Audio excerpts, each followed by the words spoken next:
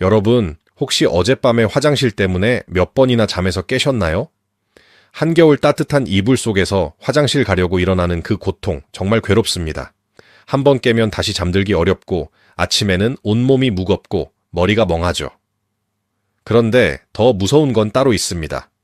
이걸 그냥 나이 탓이라고 넘겼다가는 여러분의 심장과 뇌 건강까지 조용히 망가질 수 있습니다. 사실 그게 단순한 노화가 아니라 당뇨병이나 심장질환의 신호일 수도 있다는 사실 알고 계셨나요? 오늘 영상 끝까지 보시면 약 없이도 야간뇨를 절반으로 줄이는 방법을 알려드리겠습니다. 여러분 안녕하세요. 오늘은 정말 중요한 이야기를 가지고 왔습니다. 70대 후반이신 김순자 어르신 이야기부터 시작할게요. 이분은 매일 밤 서너 번씩 화장실 때문에 잠에서 깨셨대요. 처음에는 나이 들면 다 그런 거라고 생각하셨죠. 그런데 문제는 거기서 끝이 아니었습니다. 한 번 깨면 다시 잠들기가 너무 힘들었고 아침에 일어나면 몸은 청은망은이고 머리는 멍했어요. 낮에는 졸음이 쏟아지고 집중력은 떨어지고 자꾸 짜증이 났대요. 이런 증상 혹시 여러분도 겪고 계시진 않으신가요? 밤에 두세 번 이상 화장실 가느라 잠을 깨신 적 있으시죠? 한 번 깨면 다시 잠들기 어려우신가요? 아침에 눈을 떠도 개운하지 않고 피곤하신가요? 자, 여러분. 이건 절대로 가볍게 넘길 문제가 아닙니다. 국내 60대 이상 어르신 중 야간뇨를 겪는 분이 40%에 달한다고 합니다. 10분 중 4분이라는 거예요. 특히 겨울철에는 추위로 인해 혈관이 수축하고 교감신경이 활성화되면서 방광이 더욱 예민해져서 야간뇨가 더 심해집니다. 그런데 말이에요. 야간뇨를 그냥 노화 현상이라고 방치하시면 정말 위험합니다. 수면 부족으로 인한 만성 피로는 물론이고 집중력 저하, 우울증까지 생길 수 있어요. 더 무서운 건 고혈압이 악화되고 당뇨병 같은 기저질환의 신호일 수도 있다는 겁니다. 특히 노인분들은 밤에 화장실 가다가 낙상사고를 당하실 위험이 3배나 높아집니다. 고관절 골절이라도 당하시면 그게 바로 건강의 적신호가 되는 거예요. 하지만 희망이 있습니다. 오늘 제가 알려드리는 방법대로만 실천하시면 약 한 알 드시지 않고도 야간뇨를 절반으로 줄이실 수 있습니다. 실제로 많은 어르신들이 이 방법으로 밤에 한두 번 정도만 깨는 것으로 개선되셨어요. 가족의 건강을 생각하신다면 지금 바로 구독 버튼 꾹 눌러주시고 알림 설정까지 해주세요. 이 영상이 꼭 필요하신 분들께 공유도 부탁드립니다. 자, 그럼 지금부터 가장 먼저 피해야 할 것부터 말씀드리겠습니다. 첫 번째, 저녁 늦게 물 마시는 습관입니다. 여러분, 혹시 저녁 8시 이후에도 물을 자주 드시나요? 잠들기 직전에 목이 마르다고 물 한 컵 벌컥벌컥 드시나요? 이게 바로 야간뇨의 가장 큰 원인 중 하나입니다. 우리 몸은 밤이 되면 한긴요 호르몬이라는 것을 분비해서 소변 생성을 줄입니다. 이게 정상이에요. 그런데 나이가 들수록 이 호르몬 분비 기능이 약해져요. 50대 이후부터는 밤에도 나처럼 소변이 계속 만들어지는 겁니다. 여기에 저녁 늦게 물까지 많이 드시면 어떻게 되겠어요? 방광은 계속 차오르고 결국 새벽에 깰 수밖에 없는 거죠. 서울아산병원 연구에 따르면 잠들기 2-3시간 전부터 수분 섭취를 제한한 사람들은 야간뇨 횟수가 평균 40%나 줄었다고 합니다. 40%예요. 그런데 여러분, 물만 조심하시면 될까요? 아닙니다. 저녁 식사 때 드시는 국물이 더 큰 문제입니다. 우리나라 사람들 식사할 때 꼭 국이나 찌개 드시잖아요. 그런데 이 뜨끈한 국 한 그릇에는 엄청난 양의 염분이 들어 있습니다.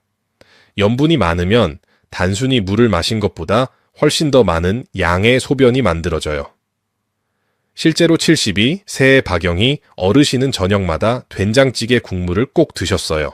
그런데 저한테 오셔서 상담받고 저녁에는 젓가락으로 건더기만 드시기 시작했죠. 그랬더니 놀랍게도 한 달 만에 야간뇨 횟수가 4번에서 2번으로 줄었다고 하시더라고요. 선생님, 이렇게 간단한 거였어요? 진작 알았으면 몇 년을 고생하지 않았을 텐데 라고 눈물까지 글썽이시더라고요.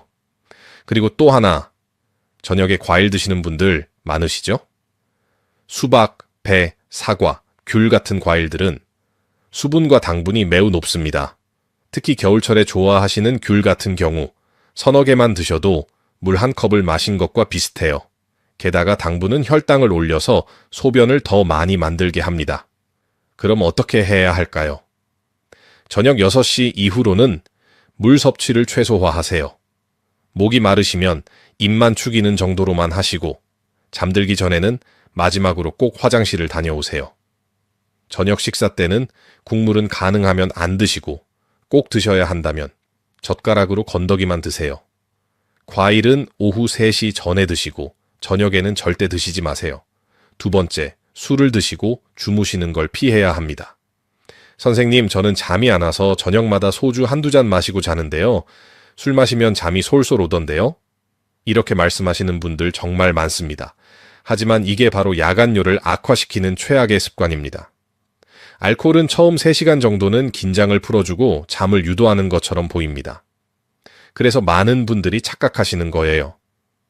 그런데 문제는 3시간 이후부터 시작됩니다. 알코올이 분해되면서 아세트알데히드라는 독성 물질이 생겨요.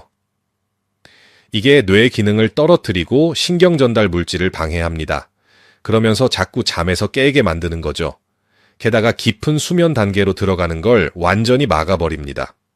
명지병원 수면센터 연구에 따르면 알코올은 호흡 중추 기능을 떨어뜨려서 코골이와 수면 무호흡증을 악화시킨다고 합니다. 수면 무호흡증 환자의 84%가 야간뇨를 경험한다는 연구 결과도 있어요. 숨이 멎으면서 심장에 과부하가 걸리고 그러면 몸에서 나트륨과 물을 빼내려고 소변을 만들어내는 겁니다. 그리고 또 하나 알코올은 강력한 이뇨작용을 합니다. 술 드시고 나면 화장실 자주 가시잖아요. 밤에도 마찬가지예요. 방광을 자극해서 소변을 더 많이 만들게 해요. 68세 이철수 어르신은 매일 저녁 소주 2잔씩 드시고 주무셨어요. 밤에 5번씩 화장실 가시면서도 술 때문이라고는 생각 못 하셨죠. 그런데 금주를 시작하고 딱 2주일 만에 야간뇨가 2번으로 줄었다고 하세요. 술 끊기가 힘들었지만 이렇게 푹 자본 게 5년 만입니다. 아침에 일어나니까 몸이 가볍고 머리가 맑아요 라고 하시더라고요. 술은 숙면을 방해하고 야간뇨를 악화시킬 뿐만 아니라 점차 알코올 의존성이 커져서 악순환이 반복됩니다. 수면제 오남용보다 술 오남용이 더 위험하다고 전문의들은 경고합니다. 세 번째, 오후 카페인이나 초콜릿 섭취를 피해야 합니다. 커피 한 잔 정도야 괜찮겠지 하시는 분들 많으시죠? 카페인은 우리가 생각하는 것보다 훨씬 더 오래 몸속에 머뭅니다. 무려 12시간에서 24시간까지도 체내에 남아 있어요. 오후 3시에 마신 커피가 자정까지, 아니 그 다음날 새벽까지도 영향을 미친다는 겁니다. 카페인은 강력한 흥분제예요. 교감신경을 활성화시키고 심장 박동수를 늘려서 수면을 방해합니다. 게다가 이뇨작용도 강해서 밤에 자주 깨서 화장실 가게 만들죠. 특히 카페인에 민감한 체질이신 분들은 아침에 마신 커피 때문에 저녁에도 잠들기 어려워하세요. 커피뿐만 아니라 홍차, 녹차, 에너지 음료에도 카페인이 들어있으니 조심하셔야 합니다. 그리고 많은 분들이 모르시는 게 하나 있어요. 바로 초콜릿이에요. 특히 다크 초콜릿에는 카페인과 터브로민이라는 성분이 들어있습니다. 터브로민은 신경을 예민하게 만들어서 잠을 뒤척이게 해요. 저녁에 달콤한 초콜릿 한두 조각 드시는 분들, 이것도 야간뇨의 원인이 될 수 있습니다. 75세 최미숙 어르신은 매일 오후 4시쯤 커피와 초콜릿을 드셨어요. 이게 제 작은 즐거움이에요 라고 하시더라고요. 그런데 이걸 끊고 보리차로 바꾸셨더니 놀라운 일이 일어났습니다. 한 달 만에 야간뇨가 4번에서 1번으로 줄었고 아침에 일어날 때 개운함을 느끼신다고 하세요. 오후 3시 이후로는 카페인이 든 모든 음료와 음식을 피하세요. 커피 대신 보리차, 결명자차 같은 카페인 없는 차를 드시고 단 게 드시고 싶으시면 꿀물이나 당도가 낮은 과일을 조금만 드세요. 자, 여러분. 지금까지 피해야 할 3가지를 말씀드렸습니다. 저녁 늦게 물과 국물 과일 드시는 것, 술로 잠을 청하는 것, 그리고 오후 카페인과 초콜릿. 이 3가지의 공통점이 뭘까요? 바로 우리 몸의 자연스러운 수면 리듬을 깨뜨리고 방광을 자극해서 소변을 더 많이 만들게 한다는 겁니다. 이걸만 피하셔도 야간뇨가 크게 줄어드실 거예요. 그럼 이제 뭘 먹어야 할까요? 무엇이 우리의 숙면을 도와줄까요? 지금부터 해답을 드리겠습니다. 첫 번째, 따뜻한 우유 한 잔입니다. 잠들기 1시간 전에 따뜻한 우유 한 잔을 드셔보세요. 우유에는 트립토판이라는 아미노산이 풍부하게 들어있습니다. 이 트립토판이 우리 몸속에서 세로토닌으로 바뀌고 세로토닌이 다시 멜라토닌으로 바뀌어요. 멜라토닌은 수면 호르몬이라고 불리는데 이게 많이 분비되면 자연스럽게 깊은 잠에 빠져들게 됩니다. 우유 100g당 트립토판이 31mg이나 들어있어요. 게다가 칼슘도 풍부해서 스트레스를 완화하고 근육을 이완시켜주는 효과가 있습니다. 마그네슘과 칼륨도 들어있어서 긴장을 풀어주고 마음을 안정시켜줘요. 여기서 중요한 포인트가 하나 있습니다. 반드시 따뜻하게 데워서 드셔야 해요. 차가운 우유는 오히려 신경을 깨울 수 있거든요. 따뜻한 우유는 위도 편안하게 해주고 몸의 천을 살짝 올려주면서 자연스럽게 졸음을 유도합니다. 꿀을 한 숟가락 넣으면 더 좋아요. 꿀의 천연 당분은 인슐린 수치를 천천히 올려서 트립토판이 뇌에 더 쉽게 작용하도록 도와줍니다. 그리고 꿀 자체가 몸의 피로를 풀어주는 역할도 해요. 81살 정순이 어르신은 매일 밤 11시에 따뜻한 우유에 꿀 한 숟가락을 타서 드셨어요. 처음 일주일은 별 효과를 못 느끼셨는데 이 주일째부터 달라지기 시작했대요. 잠드는 시간이 빨라졌고 밤에 깨는 횟수가 줄었어요. 한 달 후에는 야간요가 3번에서 1번으로 줄었습니다. 정말 감사해요 라고 하시더라고요. 단 유당불내증이 있으신 분들은 아몬드 우유나 두유로 대체하셔도 됩니다. 아몬드 우유에도 트립토판과 마그네슘이 풍부하게 들어있어요. 두 번째, 바나나와 호두를 조금 섭취하고 주무십시오. 저녁 식사 후 1~2시간 지났을 때 바나나 반 개나 호두 한 2알을 드셔보세요. 바나나는 정말 놀라운 식품입니다. 칼륨과 마그네슘이 엄청나게 풍부해요. 바나나 100g당 칼륨이 355 마이크로그램, 마그네슘이 32mg이나 들어있습니다. 이건 양파보다 2배에서 4배나 많은 양이에요. 이 무기질들이 근육을 이완시키고 긴장을 풀어서 자연스럽게 잠이 오도록 도와줍니다. 게다가 바나나에는 트립토판도 100g당 6mg이나 들어있어서 멜라토닌 생성을 촉진해요. 호두는 어떨까요? 호두에는 천연 멜라토닌이 직접 들어있습니다. 평소 호두를 즐겨 드시면 혈중 멜라토닌 함량이 3배까지 증가한다는 연구 결과가 있어요. 게다가 오메가3 지방산이 풍부해서 마음을 편안하게 해주고 뇌 기능도 개선시켜줍니다. 아몬드도 좋습니다. 마그네슘이 들어있어서 근육을 적절히 이완시켜주고 스트레스 호르몬인 코르티솔 수치를 낮춰주는 효과가 있어요. 73세 김영자 어르신은 매일 저녁 9시쯤 바나나 1개와 호두 5알을 드셨어요. 처음에는 이게 정말 효과가 있을까 의심하셨대요. 그런데 3주일쯤 지나니까 확실히 달라지셨다고 해요. 잠이 깊어지고 새벽에 깨도 다시 잠들기가 쉬워졌어요. 2달 후에는 야간요가 4번에서 2번으로 줄었습니다. 라고 기뻐하시더라고요. 잠들기 1~2시간 전에 드시는 게 좋아요. 그래야 트립토판이 뇌에 도달할 시간이 생기거든요. 배가 고파서 잠들기 힘드실 때도 이 조합이 정말 좋습니다. 세 번째, 상추와 대추차 드시기를 권고합니다. 저녁 식사 때 상추를 꼭 드세요. 그리고 잠들기 전에 대추차 한 잔을 마시세요. 상추는 천연 수면제라고 불립니다. 상추 잎줄기를 자르면 우윳빛 액즙이 나오는데 이게 바로 락투카리움이라는 성분이에요. 이 성분이 심신을 안정시키고 진정 효과를 내서 불면증을 완화시켜줍니다.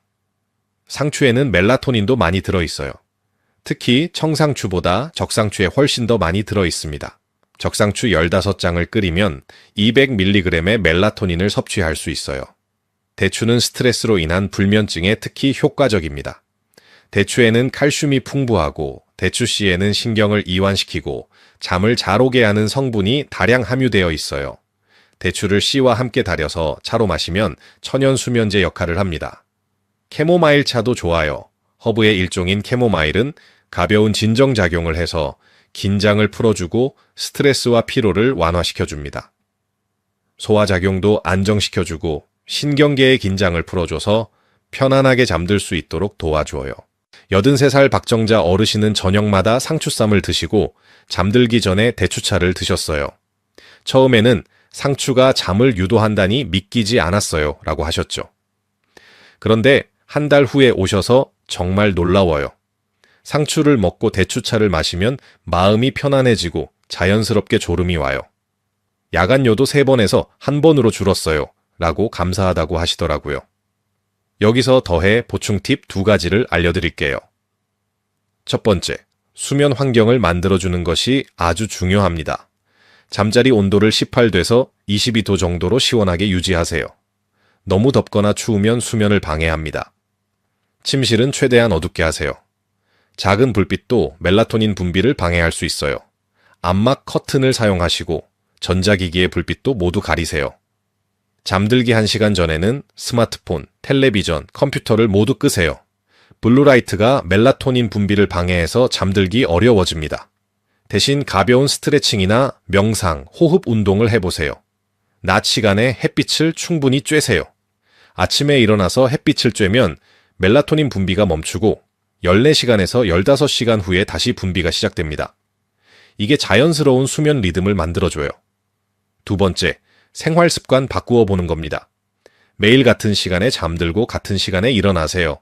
주말에도 마찬가지예요. 생체 리듬이 일정하게 유지되면 쉽게 잠들고 개운하게 일어날 수 있습니다. 낮에 가벼운 운동을 하세요. 산책이나 체조 같은 것만 해도 충분해요. 단, 저녁 8시 이후에는 격한 운동을 피하세요. 오히려 각성 효과가 나서 잠들기 어려워집니다. 압박 스타킹을 신어보세요. 다리에 수분이 모이는 걸 막아주고 부종도 줄여줍니다. 특히 다리가 자주 붓는 분들한테 도움이 돼요. 저녁 식사는 잠들기 3시간 전에 마치세요. 자기 직전에 먹으면 소화하느라 몸이 일을 해야 해서 깊은 잠을 잘 수 없어요.